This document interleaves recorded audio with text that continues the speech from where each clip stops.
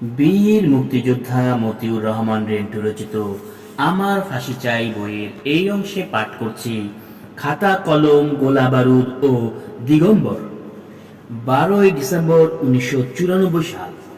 বঙ্গবন্ধু কন্যা জননেত্রী বিরোধী দলীয় নেত্রী শেখ হাসিনার নির্দেশে আওয়ামী লীগের ছাত্র সংগঠন বাংলাদেশ ছাত্রলীগ মতিঝিল শাপলা চত্বরে ছাত্রদের মহাসমাবেশের আয়োজন করেছে।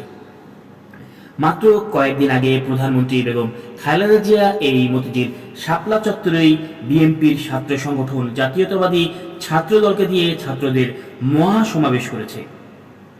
ছাত্রদলের এই মহাসমাবেশে প্রধানমন্ত্রী বেগম খালেদা জিয়ার বক্তৃতায় বলেছেন, বিরোধী দলের মোকাবেলা করার জন্য ছাত্রদলই যথেষ্ট। ছাত্রদলের ওই মহাসমাবেশের পাল্টা মহাসমাবেশ হিসেবে বঙ্গবন্ধু কন্যা বিরোধী দলীয় নেত্রী শেখ হাসিনা আজকের এই ছাত্রলীগের মহাসমাবেশের আয়োজন করেছেন এবং বেগম খালেদা জিয়ার ওই বক্তৃতার পাল্টা জবাব হিসেবে শেখ হাসিনা আজ বক্তৃতা করবেন। বঙ্গবন্ধু কন্যা বিরোধী দলীয় নেত্রী শেখ হাসিনা বিকেল 4টায় মঞ্চে ওঠেন। আজকের এই ছাত্রলীগের মহাসমাবেশের মঞ্চের একটা বিশেষ এবং উল্লেখযোগ্য দিক হলো কেবলমাত্র ছাত্রলীগের নেতারা এবং একমাত্র বঙ্গবন্ধু কন্যা শেখ হাসিনা ছাড়া অন্য কোনো আওয়ামী লীগ নেতাদের বসার ব্যবস্থা হলো না। বঙ্গবন্ধু কন্যা শেখ হাসিনা ছাত্রলীগের নেতাদের দ্বারা পরিবেষ্টিত হয়ে মঞ্চে বসলেন। আওয়ামী লীগের নেতারা মঞ্চের নিচ থেকে মঞ্চে উঠে বক্তৃতা দিয়ে আবার মঞ্চের নিচে চলে গেলেন। বঙ্গবন্ধু কন্যা বিরোধী দলীয় নেত্রী শেখ হাসিনা তার বক্তৃতায় ছাত্রদের লেখাপড়ায় বিশেষ মনোযোগ দেওয়ার উদার আহ্বান জানালেন এবং মঞ্চে উপস্থিত ছাত্রলীগের নেতাদের হাতে খাতা কলম তুলে দিলেন। খাতা কলম তুলে দেওয়ার মুহূর্তে ফটো সাংবাদিকের ক্যামেরায় বারবার ঝলসে উঠল। তারপরে দিন দেশের প্রায় সবগুলো জাতীয় দৈনিক পত্রিকায় খাতা কলম তুলে দেওয়ার ছবি ছাপা হলো এবং ছাত্রদের লেখাপড়ায় মনোযোগ দেওয়ার জন্য শেখ হাসিনার আহ্বানকে পত্রিকার শিরোনাম করা হলো।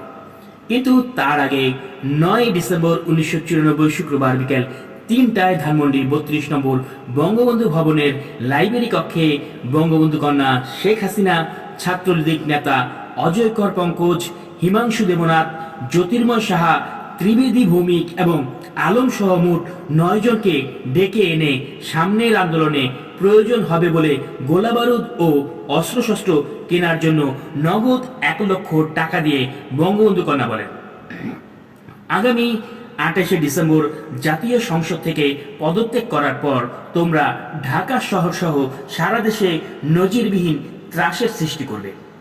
খালেদা জিয়ার পতন না হওয়া পর্যন্ত প্রতিদিন 5-10টা লাশ অবশ্যই ফেলতে হবে, নইলে খালেদা জিয়ার পতন হবে না। এর জন্য যত টাকা লাগবে তোমরা পাবে, টাকার কোনো অভাব হবে না। তোমরা গোলাবারুদ ও অস্ত্রশস্ত্রের বিশাল মজুদ গড়ে তুলবে, তবে ঢাকা বিশ্ববিদ্যালয়ে এই গুলি রাখবে না, কারণ ঢাকা বিশ্ববিদ্যালয়ে পুলিশ রেড করলে এই সকল অস্ত্রশস্ত্র ও বোমা আমাদের হাতছাড়া হয়ে যাবে। এইসব জিনিসপত্র বিশ্ববিদ্যালয়ের বাইরে নিরাপদ জায়গায় রাখবে। আর একটা দায়িত্ব তোমরা সিরিয়াসলি পালন করবে, সেটা হলো এই যে স্কার্টন গার্ডেন রোড এবং ইডেন কলেজের পশ্চিম পাশে যে কোয়ার্টারগুলো আছে সেগুলো সব সচিব উপসচিবদের। আমি হরতাল দিলেও এই সচিব উপসচিবরা পায়ে হেঁটে ঠিকই সচিবালয়ে যায়। তারপর যখন আমি হরতাল দেব তোমরা এদের বাসার কাছে ওত পেতে থাকবে। সেক্রেটারিরা সচিবরা হেঁটে হেঁটে সেক্রেটারিয়েট যেতে থাকবে। পথিমধ্যে তোমরা ওদের কাপড় চুপড় খুলে ন্যাংটা করে ফেলবে। ছাত্রলীগ নেতারা বলল, আমাদের 2 গ্রুপ ভাগ করে দেন। এক গ্রুপ গোলাবারুদ অস্ত্রশস্ত্রের দায়িত্ব থাকবে আর অন্য গ্রুপ সচিবদের উলঙ্গ করার দায়িত্বে থাকবে।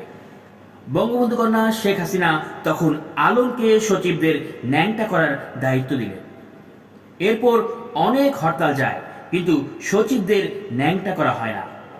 বঙ্গবন্ধু কন্যা জননেত্রী শেখ হাসিনা তার পক্ষ থেকে সচিবদের কাপড় খুলে উলঙ্গ করার দায়িত্বপ্রাপ্ত আলমকে বারবার তাগিদ দেওয়া সত্ত্বেও যখন সচিবরা উলঙ্গ হচ্ছে না, তখন তিনি শেখ হাসিনা ঢালাওভাবে যাকে কাছে পান তাকেই সচিবদের ন্যাংটা করার দায়িত্ব দিতে থাকেন।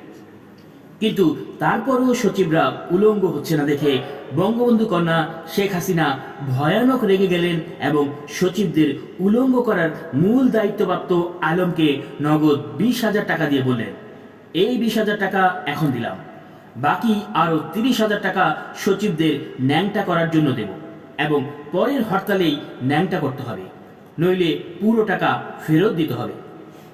ঠিকই পরের হরতালে আলম ঢাকা বিশ্ববিদ্যালয়ের দোয়েল চত্বরের সামনে একজনকে উলঙ্গ করে ফেলল।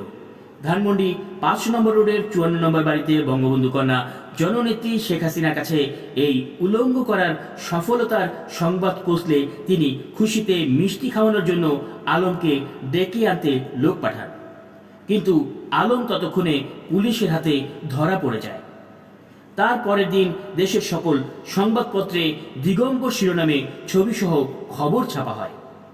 জানা যায় এই উলঙ্গ বা দিগম্বরের শিকার হওয়া ব্যক্তি একজন সচিব বা সেক্রেটারি নন, তিনি বাংলাদেশের একজন অতি সাধারণ নাগরিক, গোবেচারা পাবলিক।